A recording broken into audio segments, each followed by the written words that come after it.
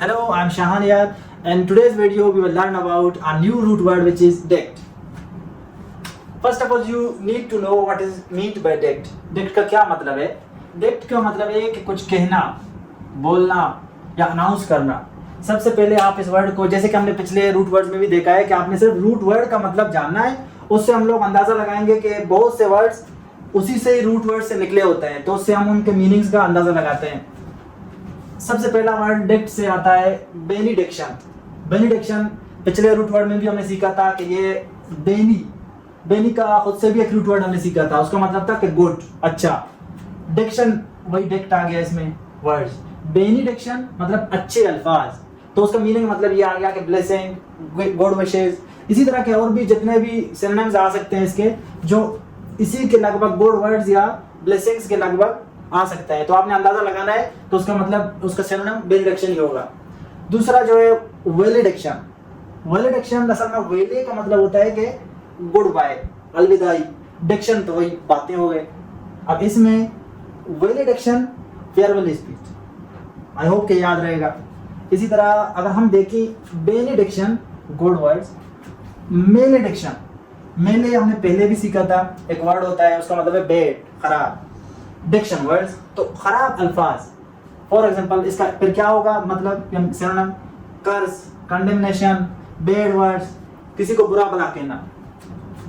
अब हम आते हैं प्रीडिक्शन. प्री हर वक्त किस चीज को बोलते हैं कि बिफोर. प्रीडिक्शन टोल्ड बिफोर या टेल बिफोर.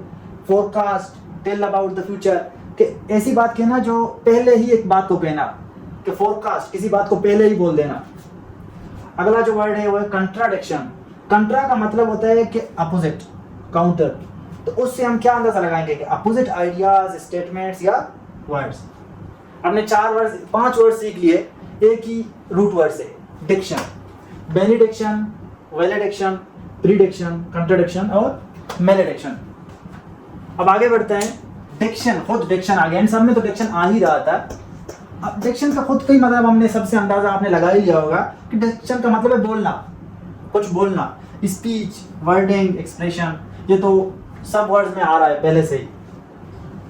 इसी तरह एक लफ्ज है dictum. Dictum a short statement that expresses a general truth और प्रिंसिपल. जिस तरह मैक्सिम होते हैं, एडेज होते हैं, मुहावरे होते हैं, ऐसा स्टेटमेंट जिसमें एक जनरल ट्रुथ होता है, तो उनको डिक्टम कहा जा सकता है. मतलब ऐसे अल्फाज का मजमूआ जो एक बड़ी बात कहने के लिए, एक छोटा सा स्टेटमेंट होता है लेकिन उसमें बड़ी बात होती है, ट्रुथ होता है, जनरल ट्रुथ या प्रिंसिपल.